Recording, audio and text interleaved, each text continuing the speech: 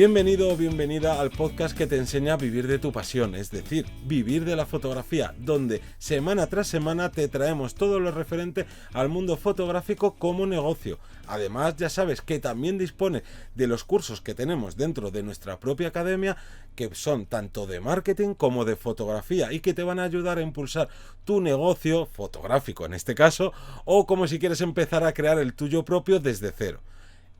Me voy a presentar antes de nada, que tengo muchas cosas que decir. Yo soy Johnny Gómez y conmigo y contigo tienes a Teseo Ruiz. Hola, buenas.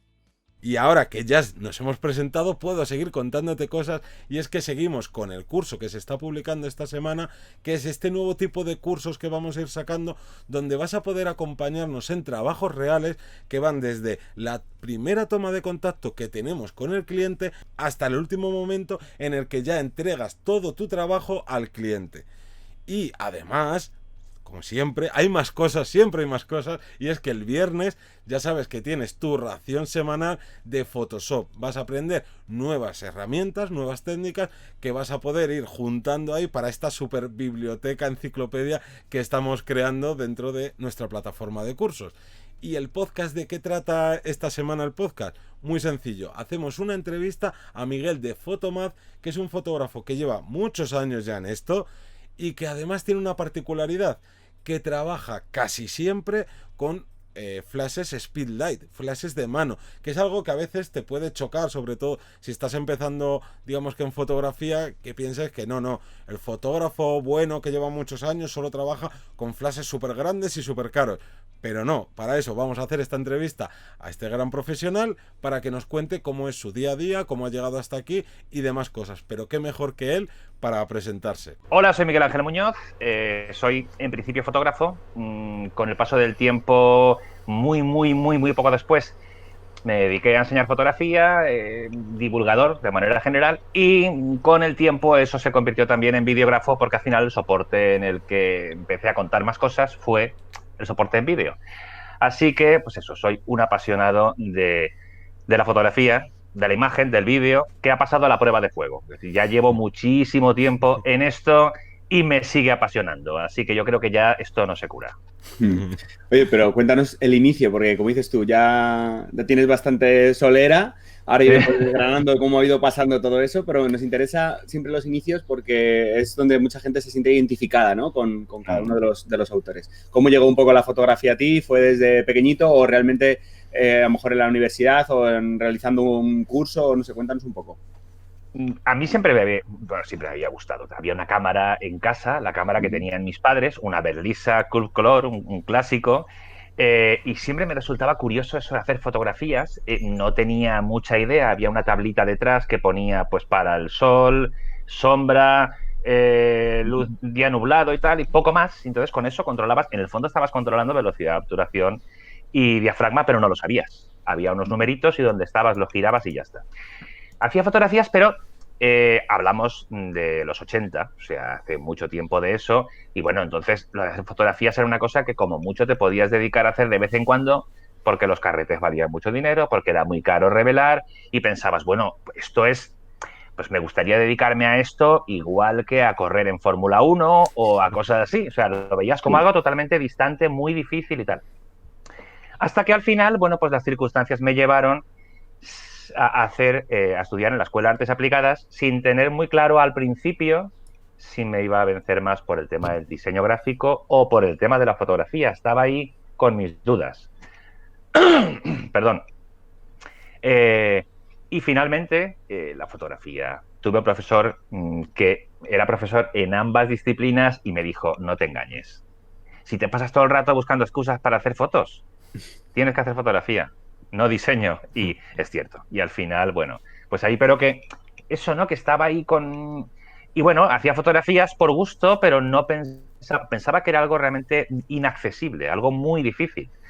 Y al final, pues bueno, pues de manera muy austera, poco a poco puedes ir empezando, pues sencillamente comprando película caducada.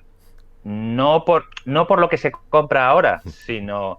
Entonces se compraba porque era la única manera de comprarla barata. Y comprar Balca y cosas así, y bueno, revelar cómo podías. Pero la cuestión era que eso era mágico, a mí me parecía mágico, meterte en el cuarto oscuro, los químicos y tal, que luego se acababa convirtiendo en algo un poquitín paliza, cuando ya era por necesidad, por obligación, pero al principio era algo mágico y bueno, y al final pues ese mundillo me absorbió y a día de hoy sigue siendo una cosa que me encanta. ¿Y sigues disparando a día de hoy en analógico? No. No tuve ninguna nostalgia. No, o sea, cuando cambié, también es cierto que a lo mejor mis circunstancias fueron tan particulares como las de cualquiera, cada cual tiene las suyas. Pero no tuve ninguna nostalgia con el cambio. Es más, en su momento yo le vi muchos más beneficios que prejuicios. Y además, yo tenía al principio hubo mucha incertidumbre. A mí me pilló en un momento en el que yo estaba trabajando, dando clases a jornada completa y cuando vimos las primeras Canon primero, bueno, Nikon, Kodak, Canon con 1 megapíxel, con 3 megapíxeles, empezamos a decir, ostras, esto si ya hace una copia de 18-24, esto ya no hay quien lo pare. Pero claro, durante mucho tiempo estuvo la resistencia esa de, no, esto nunca dará la calidad de... que siempre acababa con una especie de esperemos, porque claro, daba miedo Sí. al principio. Pero yo tuve la suerte de que en ese momento del cambio, bueno, primero trabajaba con analógico, durante un tiempo empecé a trabajar en un sistema híbrido, capturaba en analógico, escaneaba con un escáner de película, porque tan pronto vi que con Photoshop podía solucionar cosas que eran muy importantes en las fotografías, aunque no las cambiaran en gran cantidad. Pero, por ejemplo, tenías una fotografía de arquitectura de viajes, que es lo que yo más hacía entonces, y había una simple botellita de agua de plástico en una esquina de un sitio que te estropeaba la foto. Entonces trabajábamos con diapo. Cuando descubrí que escaneando y limpiando eso, de repente la fotografía ya no tenía ese gran problema, por mucho que fuese objetivo o no. Aquí la discusión a veces es, bueno, como muchas discusiones en fotografía. Sí. Vamos a ver, si lo importante en la fotografía era la botella de agua, lo llevas a ver, la dejo. No, pero bueno, cuando descubrí esas posibilidades que me ofrecía la imagen, ya decidí empezar a entregar los archivos en digital. Sobre todo porque yo trabajaba en el sector de la fotografía de stock. Entonces me pilló en una época de cambio en la que la fotografía de stock me absorbió prácticamente ya a dedicación completa. Y como eran las agencias las que nos decían, no os preocupéis, tal modelo de cámara nos dan calidad suficiente para que nosotros podamos imprimir. Entonces no tenías ninguna preocupación, porque realmente el interlocutor con el cliente final te estaba asegurando que las fotografías daban calidad suficiente y entonces con 6 megapíxeles ya empezábamos a trabajar sin problema. Luego fueron 8, luego fueron 12 y hasta ahora. Pero vamos, que yo tuve la suerte de que no tuve que pasar demasiado miedo, porque como las agencias de stock nos decían que sí que podíamos trabajar, pues ya directamente te venías arriba y decías, pues a los clientes se las paso igual. En la misma resolución que la agencia me dice que funcionan, si funcionan para imprimir la portada de un libro, al cliente le tienen que funcionar.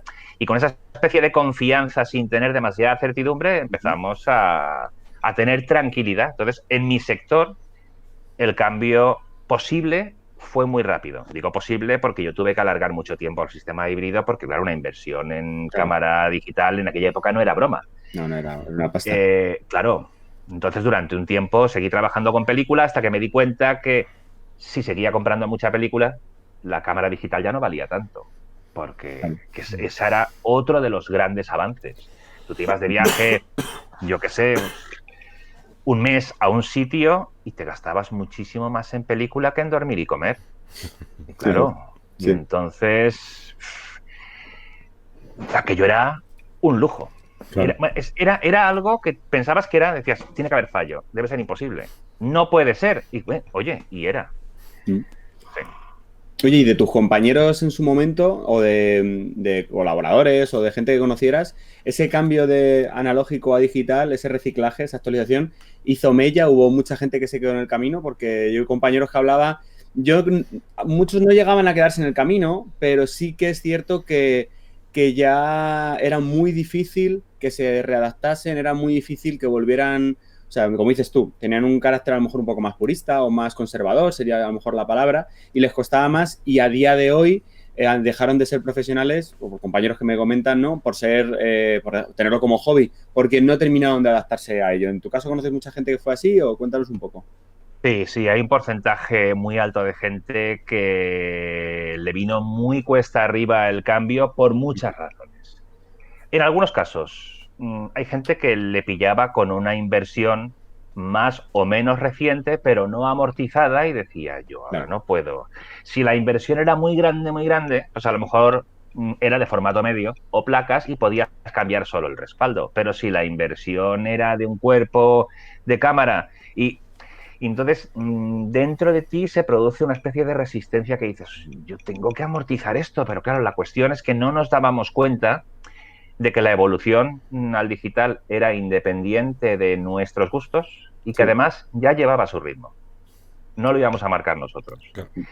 Y además yo creo que acabó sorprendiendo al 98% de la población. Incluso los que más interés tenían alucinaron de lo rápido que esto evolucionó. Entonces, pues, o por inversión, o porque realmente había que hacer un esfuerzo por desaprender para volver a aprender, porque esto era así. O sea, decías, ahora que ya me puedo relajar un poco, ahora cambia todo. Además, cambiaba mucho el Sí, sí. planteamiento del digital. A ti te podía pillar más o menos con inquietudes por saber qué era Photoshop, porque decías, ostras, esto... Pero claro, mientras seguías trabajando en película y entregabas en película, el Photoshop era para otras cosas.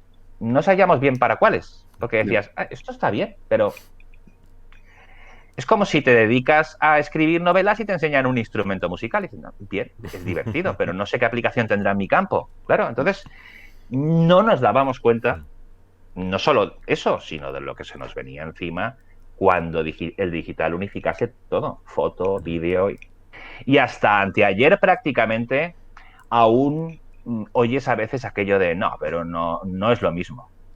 Claro, yo pienso, sí, claro, no es lo mismo. Claro. Hasta ahí coincidimos. Sí, Hasta sí, ahí sí. coincidimos. Luego ya Pero, los matices. sí, pero Y fíjate que la historia, perdona, Johnny, la Mm. historia se repite, que es lo que yo quiero destacar con la actualidad. A día de hoy la gente se lleva las manos en la cabeza por los móviles, por la sin espejo, por no sé qué, porque ahora, a día de hoy, necesitas saber 3 programas o es más importante, entre comillas, el acabado digital porque se le puede sacar mucho partido al acabado digital y hay gente que está pues usando menos técnica porque las herramientas se convierten más sencillas.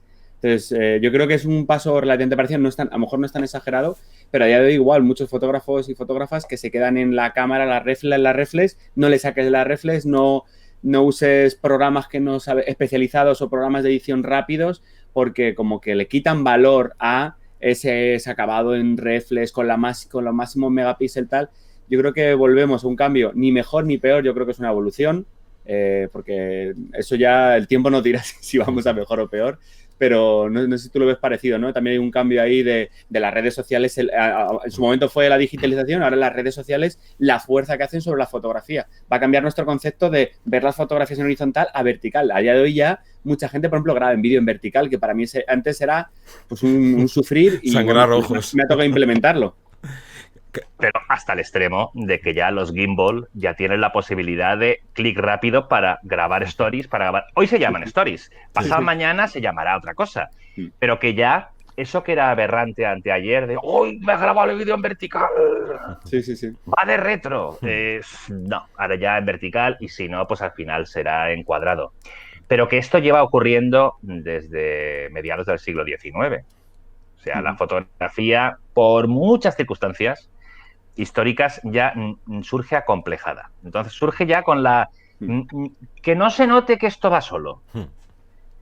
Ahora que no nos oye nadie, que no se note que esto va solo. Era tan automático que la gente decía, es que es flipante cómo se consigue tanta calidad con tan poco esfuerzo.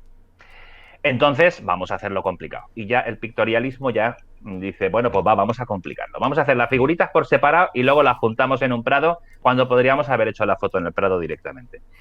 Llevamos sufriendo eso mucho tiempo hasta pasado mañana por la tarde. Sí, continuamos así. Vamos a ver. cuesta un tiempo, cuestan ciertos ciclos completos que te des cuenta de que las cosas se repiten. Pero claro, cuando tienes cierta edad, el tiempo te da la perspectiva de poder ver que las cosas se repiten.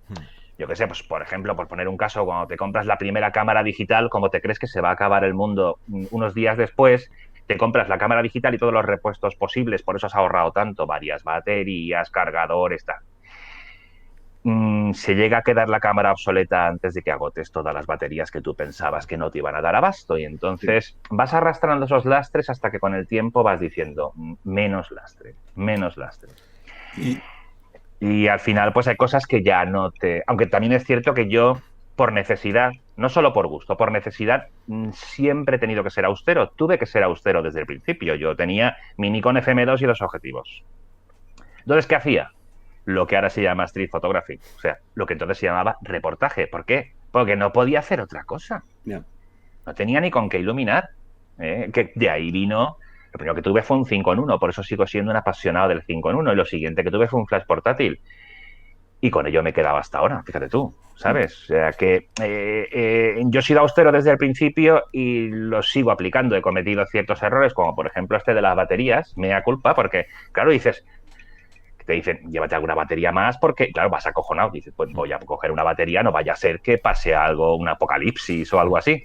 Y luego resulta que dices, te pasa 2 veces, a la tercera ya dices, no, cuando necesite algo, si está en la tienda de la esquina, ahí.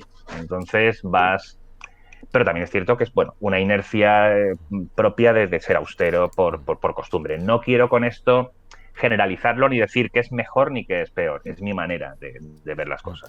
Y antes de que pasemos justo ahora a ese tema, yo quiero destacar una cosa que has dicho de lo que sucedió entre el cambio analógico a digital, y es que, aparte de que nadie se lo esperara, todo el mundo, ¿no?, como que tenía el de, no, esto tiene que suceder así o esto tiene que ir más despacio, y los avances, los cambios no esperan a nadie, y esto también sucede mucho a día de hoy, que es lo que dices tú, la historia se repite, van pasando cosas nuevas y hay gente que se termina quedando atrás simplemente porque se niega a aceptar ese cambio, que ojo, no tiene por qué gustarte, simplemente es de, ha sucedido este cambio, ahora la manera de trabajar, la manera de hacer las cosas es esta, si lo quieres bien, y si no, oye, muy bien, pero lo mismo te quedas por el camino.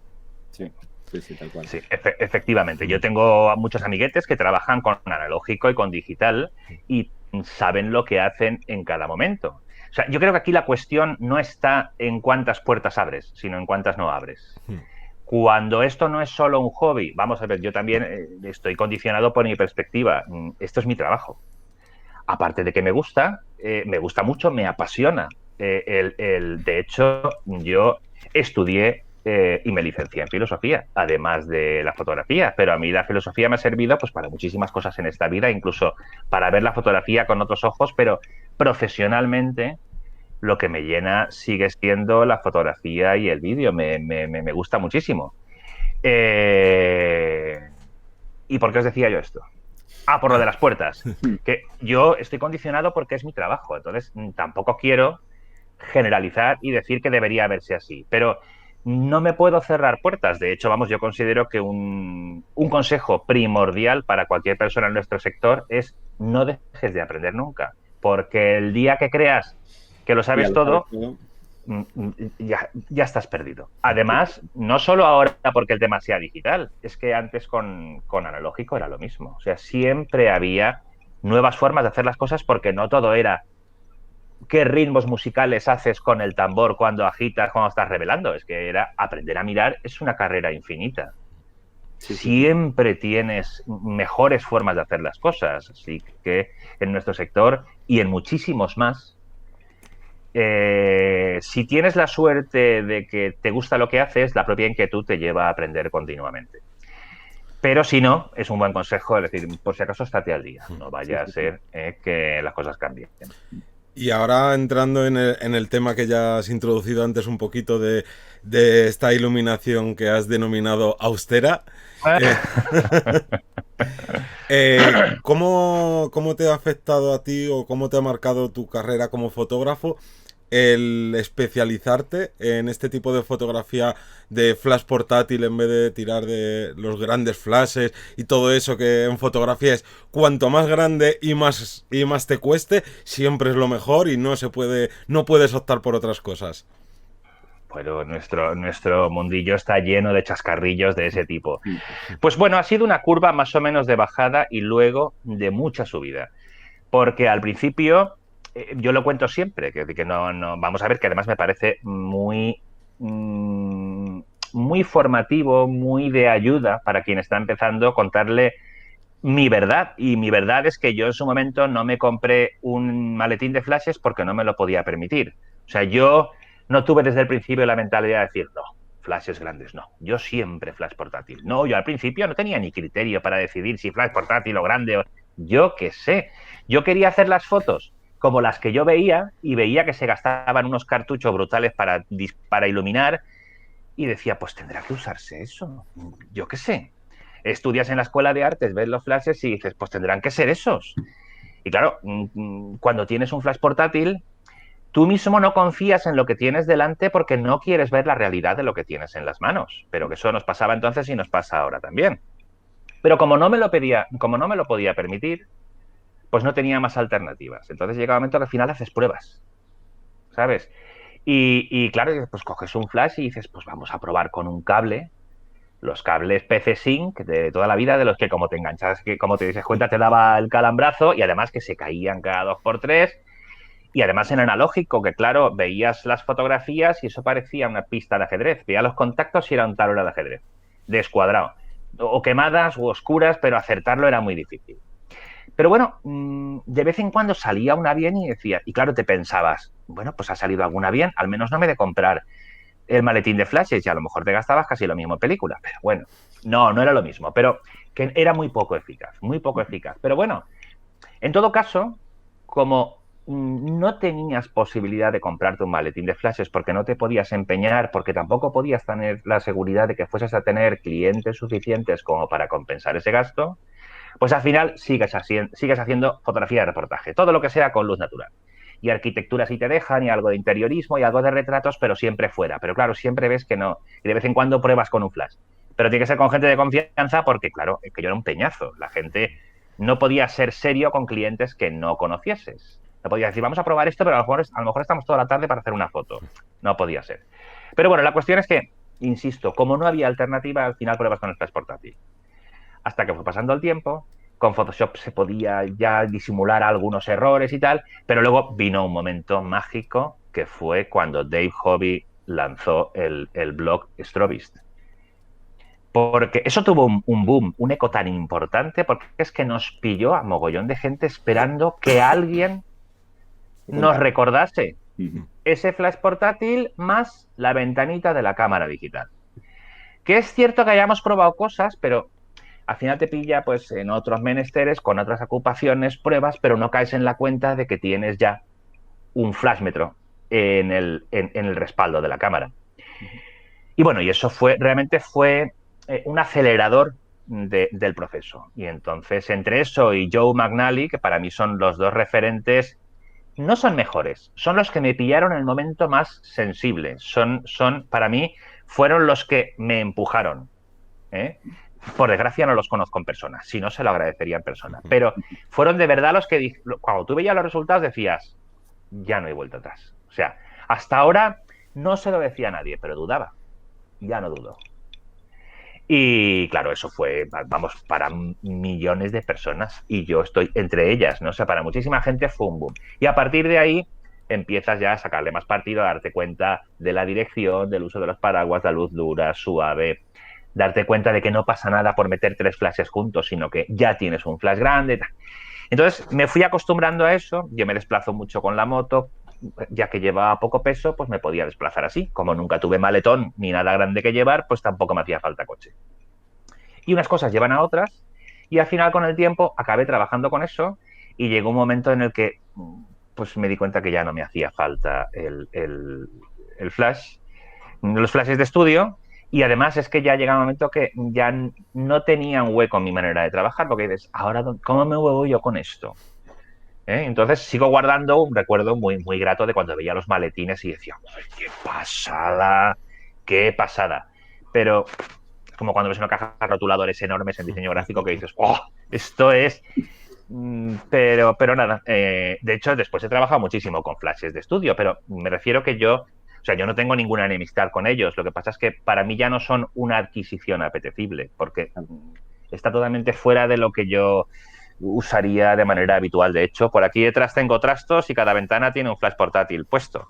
Sí, O sea, esto que es estático incluso, ya no voy a tener duplicado el equipo de flashes porque, insisto, os recuerdo que soy austero, de manera que no tampoco tendría mucho sentido, ¿no? sí. Y Y al que... final, No, no, sigue, sigue. y al final la inercia me llevó hasta ahí y luego, pues bueno, pues contactas con marcas que ven que trabajas con esto y claro, ya se genera un bucle y entonces pues empecé a trabajar con marcas como Nissin, por ejemplo, y claro, ya pues más posibilidades aún de hacer más cosas, más audiencia, más de todo y bueno, y ahí continúo. Y hago de todo con eso. O sea, lo que no puedo hacer con eso, o cuando hay una circunstancia, por ejemplo, que tengo que recibir una visita de un cliente y donde yo trabajo no es un sitio para recibir visitas, pues entonces alquilo un plató y como tienen flashes, pues ya no llevo ni los míos. Claro. No hace falta. Pero yo como equipo para mí sigo teniendo exclusivamente flash portátiles. Al final no tengo ni uno solo por tener uno, que no tengo ni un solo flash de estudio de grande. Claro. Hombre, y en este caso, además, a mí lo que me llama mucho la atención y lo que estoy seguro que los oyentes o la gente que esté viendo este vídeo de YouTube alucina es con respecto a que siempre tendemos a buscar un estilo. Pues yo hago retrato, yo hago stock, yo hago no sé qué, yo hago fotografía tal. Y en tu caso es casi al revés.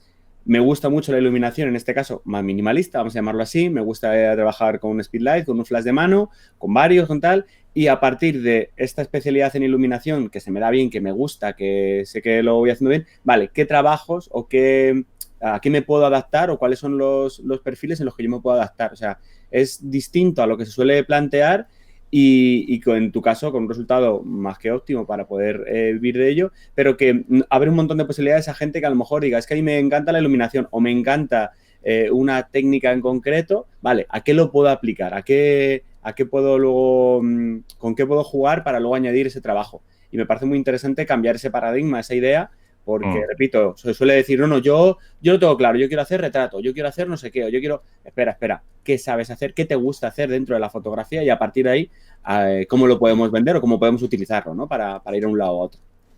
Sí, porque esto también es parte de tu marca personal, de lo que te hace único, y mientras mucha gente que a lo mejor trabaja con flashes portátiles tienen como complejo de, uy, van a pensar que no soy lo suficientemente profesional o que si no me puedo costear los flashes más caros de tal marca es porque la gente va a pensar que no gano lo suficiente y lo terminan como ocultando, ¿no? Simplemente muestras la foto, no, yo no voy a decir que esto está con flash portátil, cuando eso es una cosa que te está diferenciando de los demás y algo fundamental en un mundo en el que vivimos, que todo es global y que ya no vas a conocer a 4 o 5 fotógrafas, sino que vas a conocer a cientos, a miles, el poder destacar entre los compañeros y compañeras es algo esencial. Y luego también hay que ser realistas cuando te dedicas, o sea, cuando haces las fotografías, que no es por gusto o por hobby, sino que es porque es tu trabajo, hay que ser pragmáticos. También tienes que ver que a día de hoy a veces lo que hace que finalmente hagas un trabajo también es que tengas un presupuesto accesible. Entonces, en mi caso, el presupuesto puede ser también accesible, mucho más accesible, gracias a trabajar con ese tipo de equipos, porque cuando tienes una sesión en un polígono industrial, por ejemplo, pues da igual, vas con coche o con moto y más o menos aparcas cerca. Pero cuando tienes sesiones en zonas urbanas, en ciudad, que pueden ser desde fotografía de retratos para personal branding en un gimnasio hasta fotografía en exteriores de un arquitecto que quiere que lo fotografíes en una zona en concreto de la ciudad porque le interesa, o que tienes que irte, coger el tren y largarte a lo mejor a 150 kilómetros y llevarte todo el equipo. Si todo eso lo puedes hacer con poco coste, desplazándote con la moto o fácilmente con el tren sin tener que enviar paquetes, sin tener que pagar parking de coche porque vas con la moto, todo eso al final es mucho dinero a final de mes y al final y cuando tienes que sacar un presupuesto dices, bueno, si no pago parking y encima esto, la moto parece un cipo, o sea, eso no consume prácticamente nada comparado con el coche, no es lo mismo. Entonces, tú dices, bueno, los gastos que yo no tengo no los meto en el presupuesto. Y entonces, estás ajustando el presupuesto, pero no mal viviendo, Claro. No estás sino que perdiendo. realmente estás gastando menos. Sí. Exacto. Y como gastas menos, pues puedes hacer un presupuesto más atractivo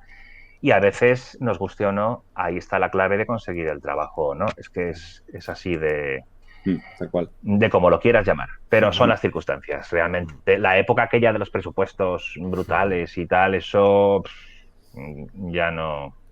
Este mes no. Este mes no. Pero sí, ahí has dado con la clave, que no es bajar lo que tú ganas con tu trabajo, sino optimizar los gastos que genera tu trabajo para poder ajustar ese presupuesto final que le das o le entregas a tu cliente. Y por supuesto, hay, sin duda alguna, hay fotografías que con flash portátil no se pueden hacer, pero es que también hay fotografías que con flash de estudio de menos de 500 vatios tampoco se pueden hacer. Correcto. O sea que es que realmente si te pones a subir, realmente, siempre hay cosas que tú con tu equipo no puedes hacer. En ese caso lo alquilas, no pasa nada. Lo que sí que es importante es, si tienes ocasión, aprender a usarlos. No cerrarte puertas, lo decíamos antes. Mm. Aunque no tengas Flash Studio, tú aprende a usarlo, que no pasa nada. Además, que en el fondo es más o menos como el Flash de portátil. Pero bueno, yo soy consciente de que hay cosas que no se pueden hacer. Pero hay una gran diferencia entre lo que tu equipo efectivamente no puede hacer y lo que tú crees que tu equipo no puede hacer. Sí. Nuestra capacidad para conseguir más clientes y para evolucionar más es procurar reducir la distancia entre ambas afirmaciones, porque las separamos demasiado injustificadamente. Entonces, yo, por ejemplo, con Flash Portátil hago desde mueble hasta retrato y hasta producto. Y hay veces que dices, ostras, mueble, pues pondrás, yo al principio, yo mismo, la primera vez que tuve una sesión de este tipo, me llevé varios flashes porque dije, tendré que meter 2 mínimo en cada sitio. Pues no. Al final, si necesitas 4 puntos de luz, lo puedes hacer con 4 flashes portátiles. No necesitas poner 2 flashes detrás de cada ventana. Yo siempre llevo rótulas triples por si acaso. O sea, por vacileta, que no pierdas el curro, porque eso sí que sería del género tonto. Yo lo llevo por si acaso que eso no ocupa, pero ahí están nuevecitas, sin rayitas y sin nada. De hecho, las llevo mucho a los cursos y digo, mira, es que esta la llevo en la mochila a lo mejor 6 años, pero no tiene ni rayas porque al final nunca la uso. Pero yo no me niego la posibilidad de tener que meter 3 flashes si hace falta detrás de una ventana, por si acaso. Así aumento el número guía y tengo potencial de luz. Pero luego al final no hace falta. Entonces, pues eso, lo que básicamente es el trabajo que yo hago, que es retrato, producto y mueble. Bueno, el mueble también es producto, pero lo distingo porque es mucho más voluminoso. Sí. Trabajo con un fondo de 4 metros de ancho, quiero decir que realmente trabajamos con dimensiones bien. Esas cosas se pueden hacer con flash portátil sin problemas. Y luego las que no se pueden, pues se alquila un flash studio y ya. Que para eso están los precios que han bajado un montón, tanto iluminación como estudio. Ahora, a día de hoy, lo puedes incluir dentro del presupuesto, te lo puedes costear para hacer tu propio portfolio, lo puedes, muchas veces decimos que cuando hagáis una colaboración con más gente, lo podéis pagar entre todos. O sea, a día de hoy no es una excusa ni el equipo ni el espacio. No. Yo creo que por eso se han internacionalizado todo, se ha hecho todo mucho más global. Y ahora lo que es más complicado es sacar la idea de aquí, ser un poco más creativo, ser un poco más práctico. Digamos que tenemos más excusas para conseguir el mismo trabajo. En este caso. Es que siempre hemos tenido... Yo me acuerdo cuando yo estudiaba, un profesor mío nos decía, es que en Estados Unidos la gente cuando necesita utilizar un equipo lo alquila. Y eso además les da soltura porque han usado Canon, Nikon, objetivos largos, cortos, equipos de flash, con generador, sin generador. Y nosotros tenemos la tradición de trabajar solo con lo que poseemos. Entonces llega un momento, claro, te ves muy limitado porque o tienes que hacer una inversión bárbara continuamente o si no dices, es que esto no te lo puedo hacer porque este equipo no lo tengo. También es cierto que hace 20 años no había tanta posibilidad de alquilar equipos como la hay ahora. Pero sigue habiendo un poco de desfase, ya hay mucho alquilable y aún hay gente que parece que su primera respuesta sea, yo eso en mi estudio no lo puedo hacer. Y realmente pues lo puedes alquilar y ya está. Y además que en el fondo es muy práctico, porque tú no tienes que soportar la obsolescencia de tanta variedad de materiales, que es que nuestro mundillo es muy rápida, Sí, es sí, muy va, rápida. va muy rápido. Sí. Oye, Miguel, cambiando un poco de tema para dirigirnos hacia el lado formativo, que sabemos también que trabajas el tema de formación, que tienes un canal de YouTube, que ahora nos contarás un poquito más, pero ¿de dónde nace esa necesidad de contar, ¿no? O de dónde, cuál fue esa primera idea a lo mejor del canal, cuéntanos un poco sobre ello. Bueno, el tema de la formación es muy curioso. Bueno, yo soy parlanchín por naturaleza, tengo que reconocerlo. Tú eres de los Entonces, nuestros. ahí, claro, ahí ya tengo mucho hecho. Pero yo me acuerdo cuando finalmente ya entré en la especialidad de fotografía en la Escuela de Artes, que para mí fue una cosa de, ¿esto es una clase? O sea, ir a pasártelo pipa con una cosa que te encanta. Entonces, me gustaba tanto que yo me daba cuenta. De hecho, con un profesor, con Enrique Algarra, un profesor que tuve en la Escuela de Artes, con quien seguimos teniendo muchísima amistad actualmente, fue con el primero que tuve la confianza de decirle, tío, es que yo estoy en clase y estoy intentando ver cómo explicaría yo estas cosas. Que la verdad es que es un poco vacileta por tu parte contárselo a un profesor, pero eso que ya se lo cuentas porque tienes confianza con él y dices, es que me gusta tanto esto que necesito contárselo a la gente que le apetezca un poco. Y de hecho, pues yo empecé muy pronto con el tema de la formación. Vamos, en el 92 empecé a dar cursos de fotografía. Y de hecho fue lo primero que busqué como complemento a hacer fotos también, porque claro, en aquella época, si tenías poco equipo, tu posibilidad para tener clientes, si además tenías poca experiencia, era poca. Entonces, solo con eso no tirabas para adelante. Y empecé a buscar la posibilidad de impartir cursos, además y de hecho, bueno, pues al final estuve trabajando en la universidad, en el CEU San Pablo, durante 10 años. O sea, quiero decir que eso ya me dio pues, un montón de rodaje, además del trabajo fotográfico. Lo que ocurre es que también era cierto que a mí me gusta mucho contar lo que yo opino de la fotografía, pero para poder opinar tengo que hacerla. Entonces llega un momento que si yo tenía demasiada dedicación dando clases, no estaba creciendo fotográficamente como a mí me gustaría, porque a diferencia de otras cosas, como por ejemplo la investigación en filosofía, que es mi otra pasión, puedes llegar a hacerla investigando en la biblioteca, en los escritos que ya están hechos. La fotografía es que es otra cosa, tienes que practicarla más. No puedes solo crecer a través de la reflexión de la literatura que ya está hecha, tienes que ir a una praxis más de campo. Entonces, al final, venció la actividad fotográfica con respecto a la formación. Y desde entonces lo que sí que hago son muchos cursos, muchos workshops y tal, pero siempre que me permitan crecer fotográficamente y videográficamente ya desde hace unos años con las dos cosas y poder contar cuál es mi visión, mi experiencia propia. Porque si no, siempre acabas contando cómo te gustaría ver las cosas, pero en el fondo cómo crees que las ven otros. Y eso a mí me generaba... Yo tenía que hacer fotos también, si no, no podía contarlo de verdad. Aunque nadie se diese cuenta, yo en el fondo sabía que siempre había un poco de duda en alguna afirmación, ¿no? Entonces dices, oye, no, necesita más tiempo esto. ¿Y qué te ha aportado a ti todos estos años de formación? No a nivel negocio, sino a nivel personal, ya sea personal fotográfico o simplemente como persona. Pues a mí me parece que enseñar, si te gusta enseñar, porque se puede enseñar de muchas maneras, si te gusta enseñar, lo primero que te da es humildad, porque lo primero que tú aprendes es lo poco que sabes y todo lo que te queda por aprender. Sí. Si vas a enseñar, porque desde fuera dicen al revés, dicen, ¡buah, tío, claro, tú cómo tienes que...! No, yo lo que me doy cuenta es, cuando cuento cosas, esto sigo sin poder contarlo bien, aquello otro aún no acabo de hacerlo, de hilvanarlo como me gustaría, ¿no? Entonces, lo primero que te aporta enseñar es ser humilde y darte cuenta de que lo puedes hacer mejor y que siempre te quedan cosas por aprender. Y que en nuestro campo, como crece tanto, pues siempre, siempre, siempre tienes que estar aprendiendo a enseñar. No es una cosa que tengas ya de, bueno, ya está... esta fase ya la acaba, voy a por otra, esta fase es para siempre. No, es infinita, eso está claro. Sí. Y esa forma de contar las cosas que tienes tú, entiendo que también ha traído a ciertas marcas, que es lo que también queríamos destacar con el tema de Nissin y demás. ¿Cómo es trabajar también con marcas de equipo fotográfico? ¿Cómo, para la gente que esté interesada en ello o que le gustaría pues, formar parte de esa colaboración? ¿Cómo es trabajar con marcas?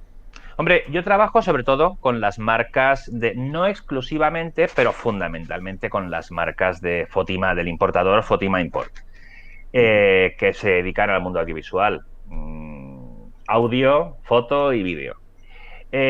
Trabajar con marcas a veces es complejo porque te obliga a tener que aprenderte cómo funcionan muchos más cacharritos de los que tú te aprenderías por tu cuenta. Sí. Y además a veces te hace caer en errores porque ya llega un momento que los botones, los 3 clics de aquel gimbal los confundes con los de este y empiezas a calibrar la cámara al revés.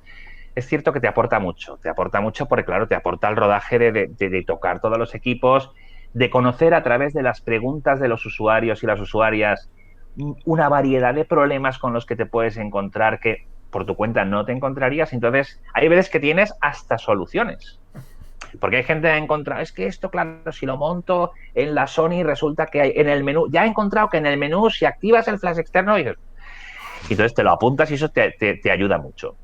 Pero bueno, trabajar con marcas supone, sobre todo, tener que ponerte al día con muchos equipos. Pero también es cierto que a veces, si te puedes topar con otros fabricantes u otras empresas que no sean conflicto directo con las que tú estás, o sea, si tú eres embajador de una marca, no te puedes poner a trabajar con su competencia directa, pero no hace falta que te lo digan, es que llega un momento que yo no lo hago por ética. Y además mi ética me manda lo que hago yo, no me da derecho a criticar lo que hagan los demás. Cuando yo digo lo que yo hago es lo que a mí me impide trabajar con el fabricante que es competencia directa de gimbals o de micrófonos de aquel con el que yo trabajo. Sí. Pero sí que hay otras empresas, como por ejemplo, pues hace poco, uno de los últimos vídeos que hice para el canal fue para Sal Digital, el laboratorio, que bueno, me propusieron les hiciera un presupuesto para hacer un vídeo explicando pues cómo funcionaba. Es decir, que la gente te ve cómo trabajas, cómo explicas las cosas y a veces te abre puertas. Y a veces no, hay gente que no le gusta cómo lo haces. Es decir, a eso estamos expuestos siempre. Vosotros también tenéis mucho rodaje en redes sociales y sabéis que esto es así. Entonces... Es más, si le gustas a todo el mundo es cuando vas mal. algo raro tiene que haber ahí, ¿no? Sí. Pero bueno, trabajar con marcas es divertido. Es un reto continuo. A veces puedes decir, esto es agotador porque, ostras, ya tenía cierto control, ya ese modelo ya no, es que ya es otro. Pero bueno, forma parte de tu trabajo. Y como última pregunta, es una pregunta que siempre hacemos a todos los fotógrafos y fotógrafas, ¿qué error has cometido durante tu carrera fotográfica que puedas contar para decir, por favor, no hagáis esto que hice yo, que no me vino nada bien? O que me di cuenta años después de que tenía que haber optado por otra opción o otro camino. Pues trabajando con analógico me pasó solo una vez, pero me amargó tanto en la experiencia algo muy sencillo, como controlar 2 veces la velocidad de sincro de la cámara, por si acaso. Porque me acordaré toda la vida de que tengo un pase de moda entero con la mayoría de las fotos, solo media foto. Luego, el resto... a nivel general, porque esto es demasiado anecdótico, yo soy muy austero, muchísimo, pero no en exceso. Hay que tener copia de seguridad, hay que estar seguras y seguros de que la película te la revelan en el laboratorio adecuado. Hay cosas con las que no hay que escatimar, por muy austero que seas, pero es preciso tener copia de seguridad, es preciso... si dudas de una tarjeta, comprarte otra inmediatamente, porque nos ha ocurrido a todos alguna vez decir, bueno, aguantará una vez más. Si queréis, pues otro error concreto. Me pasó, claro, y se veía venir. Esa tarjeta que dices, esta tarjeta va a aguantar una vez más. Grabas un unboxing, destrozas la caja y luego ves que el vídeo está como si le hubieran tirado con un martillo para todos los lados, está se ha grabado mal, que luego descubrí que la culpa no era de la tarjeta, era de un lector de tarjetas que me destrozaba las tarjetas. Hostia. Hostia. Sí, porque luego me di cuenta que me pasaba con varias tarjetas y con varias cámaras y dije, no puede ser. Yo digo, esta cámara me está empezando a estropear las tarjetas y luego me di cuenta que no. Fue cambiar de lector de tarjetas y solucionado el problema. Y así generamos un bucle y vuelvo. No compres el lector de tarjetas más barato. Insisto, soy austero, pero no hace falta tanto. A lo mejor es mejor comprar menos y de más calidad. O comprar menos y más en lugares de confianza. Porque la solución del no pasa nada si no te lo devuelvo, a mí no me vale. Porque hay veces que cuando yo sé que algo no funcionaba, es tarde. Ya no puedo repetir la sesión. Claro. Entonces, sé todo lo austero que puedas en lo que puedas, pero no en todo. Muy bueno. Bueno, pues... Que poquito más. Agradecerte que hayas estado por aquí con nosotros este ratito charlando, que es una gozada poder que nos cuentes tu vida, tu forma de entender la fotografía, porque, repito, no es fácil también mostrar todo el recorrido hecho, justo lo que estás diciendo tú, destacándolo, las luces, las sombras, todo eso yo lo veo muy interesante. La gente que quiera seguirte, conocerte, cuéntanos un poco redes sociales, ¿dónde te pueden encontrar? Bueno, en mi web, en fotomamp.com, que supongo que aparecerá escrito por aquí, por algún sitio, ahí está la sede principal, el headquarters de la marca está ahí. Entonces, en la página principal está el acceso a todas las redes sociales. Soy más activo en unas que en otras, pues Facebook, Instagram y YouTube, vamos, tópico total, ¿no? Son en las que más cosas tengo. Y desde ahí está el acceso, desde la página web está el acceso para no tener que estar dando las direcciones de cada cual, pero me llamo Fotomamp en todos los sitios. Perfecto. De todas formas, dejaremos links en nuestra web hacia todas las redes sociales tuyas y hacia tu página web. Oye, pero una pregunta. ¿Esta era la grabación definitiva o estábamos de prueba? Yo pensaba que estábamos de prueba aún.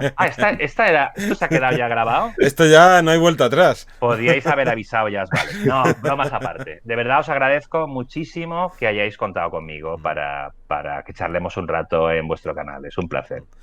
Muchísimas gracias. También ha sido nuestro porque cuentas cosas muy interesantes. Me debéis una. Os tengo que llevar a mi canal. Sí. También dejaremos enlaces para que nos veáis a ver a qué nos somete ahora dentro de un rato. Y nada, recordar que todos los lunes a las 7 de la mañana tienes tu ración de Vivir de la Fotografía y que aparte tienes el acceso a la Academia de Vivir de la Fotografía, donde tenemos cursos tanto de marketing como de fotografía para impulsar tu negocio o empezar a crear el tuyo desde cero. Así que nada más, un saludo. Hasta luego. Gracias, hasta luego.